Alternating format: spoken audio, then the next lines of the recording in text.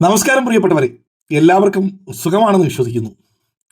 ലോകത്ത് ഏതൊരു രാഷ്ട്രീയ പാർട്ടി തിരഞ്ഞെടുപ്പിൽ മത്സരിച്ച് വിജയിച്ചാലും അവരുടെ ആഹ്ലാദ പ്രകടനവും സന്തോഷവും ഒക്കെ ചിലപ്പോൾ ആഴ്ചകളോളം നീണ്ടു നിൽക്കും.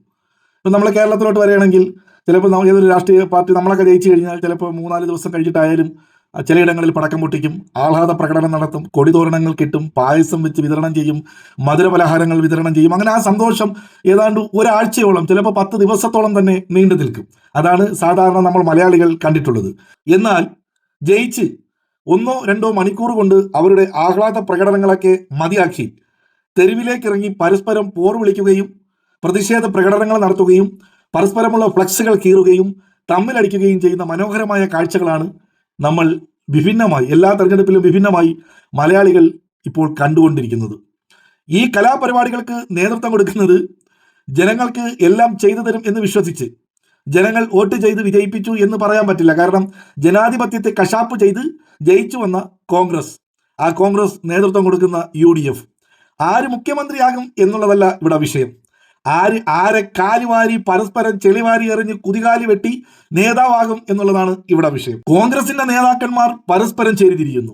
അവരുടെ അണികൾ തെരുവീതികളിൽ പരസ്പരം അടികൂടുന്നു, തെറി വിളിക്കുന്നു, പോരടിക്കുന്നു, പോർ വിളിക്കുന്നു, പോരാട്ടം നടത്തുന്നു, പ്രതിഷേധം നടത്തുന്നു, പ്രതിഷേധ പ്രകടനങ്ങൾ നടത്തുന്നു, പരസ്പരമുള്ള എതിർപക്ഷത്തുള്ള നേതാവിന്റെ ഫ്ലക്സുകൾ വലിച്ചു കീറുന്നു. ഇതിനിടയിൽ ഒരു മുന്നണിയിൽ ഒരുമിച്ച് തോളത്ത് കൈയിട്ട് ഇലക്ഷനെ നേരിട്ട് മത്സരിച്ച് ജയിച്ചിട്ടും പിന്നെ മുന്നണികൾ തമ്മിലുള്ള കലാപരിപാടികളും ഇതിനിടയിൽ നടക്കുന്നുണ്ട്. സ്വന്തമായിട്ട് വക്കീൽ ഫീസുള്ള മാത്യു കുഴൽനാടൻ ലീഗിനെ മര്യാദ പഠിപ്പിക്കാൻ ശ്രമിക്കുന്നു.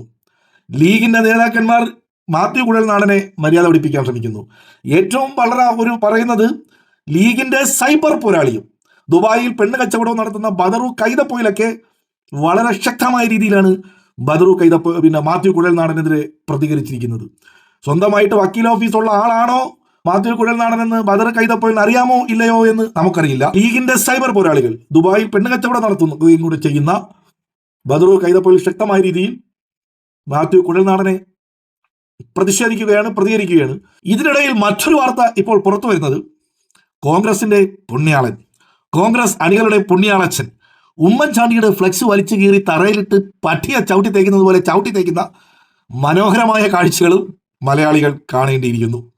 ഇപ്പൊ എന്റെ പേടിയാണെന്നുമല്ല, നാളെ ഉമ്മൻചാണ്ടിക്ക് ഒരു മോനുണ്ടല്ലോ, പുള്ളിക്കാരൻ വന്നിട്ട് പത്രസമ്മേളനം നടത്തുന്നത് അപ്പന്റെ ഫ്ലെക്സ് വലിച്ചു കീറി കോൺഗ്രസ്സുകാർ തറയിലിട്ട് ചവിട്ടി തേച്ചതിനെതിരെ CPM മറുപടി പറയണം, പിണറായി വിജയൻ മറുപടി പറയണം എന്ന് വല്ലതും പറയോ എന്നെനിക്കൊരു പേടി ഇല്ലാതില്ല.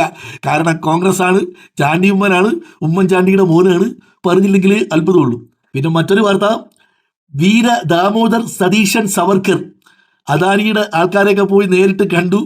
രാഹുൽ ഗാന്ധിയുടെ വാക്കിനൊക്കെ രാഹുൽ ഗാന്ധി പറഞ്ഞിരിക്കുന്നത് അദാനിയുമായിട്ട് യാതൊരുവിധ പങ്കും പാടില്ല എന്നാ. പക്ഷെ ആ വാക്കിനെയൊക്കെ പുല്ലുവില കൽപ്പിച്ച് കാറ്റിൽ പറത്തി സതീശൻ VD സവർക്കറുടെ സ്വഭാവം കാണിച്ച വാർത്തയും പുറത്തു വരുന്നുണ്ട്. സത്യം പറഞ്ഞു കഴിഞ്ഞാൽ ഇലക്ഷനിൽ നമ്മൾ തോറ്റു എന്നുള്ളത് വളരെ സത്യമാണ്. ഇലക്ഷൻ കഴിഞ്ഞിട്ട് സാധാരണ നമുക്കൊരു വിഷമമൊക്കെ വരുമല്ലോ. ആദ്യത്തെ ഒരു 2-3 മണിക്കൂർ ഭയങ്കര വിഷമം വരുന്നു. പിന്നെ കഴിഞ്ഞപ്പോഴത്തേക്ക് തോറ്റു എന്ന് ചിന്തിക്കാൻ കഴിയുന്നില്ല. കാരണം അമ്മാതിരി വാർത്തകളാണ് പുറത്തു വരുന്നത്. അപ്പോൾ ഇതൊക്കെ കാണുമ്പോൾ നമ്മളിങ്ങനെ ചിരിച്ച് ഹാപ്പി ആയിട്ട് നിൽക്കാൻ നമ്മളെ കൊണ്ട് കഴിയുന്നുണ്ട്. ഇപ്പോൾ തോന്നുന്നു തോറ്റത് നന്നായിരുന്നു. കാര്യം നമ്മളുമെല്ലാം ജയിച്ചിരുന്നെങ്കിൽ ഇവന്മാരെ കരച്ചിൽ 5 വർഷം കരഞ്ഞ് ഇവന്മാരും മെഴുകും. ഇതിപ്പോൾ നമ്മൾ തോക്കുകയും ചെയ്ത്, എന്നാൽ നമുക്ക് വിഷമിക്കേണ്ട കാര്യമില്ല.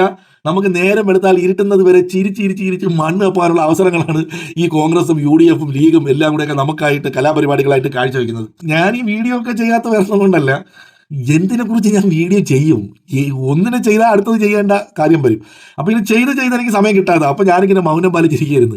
അപ്പോൾ ഇന്നത്തെ ഉമ്മൻചാണ്ടിയുടെ ഫ്ലക്സ് തറയിലിട്ട് ചവിട്ടി കീറുന്നത് കണ്ടപ്പോൾ നമ്മളത് ഒന്ന് പറഞ്ഞില്ലെങ്കിൽ മോശമായി പോകല്ലോ എന്ന് കരുതിയിട്ടാണ് ഇങ്ങനെ ഒരു വീഡിയോ ചെയ്തത്. ഇനിയിപ്പോൾ ഇതിൻ്റെ താഴെ വന്നിട്ട് കോൺഗ്രസ്സുകാർ റെസ്റ്റ് എടുത്ത് എന്നെ തെറി വിളിക്കുന്ന മനോഹരമായ കാഴ്ചയും നമുക്ക് കാണേണ്ടിയിരിക്കുന്നു. അപ്പോൾ എല്ലാവർക്കും നന്മകൾ നേരുന്നു.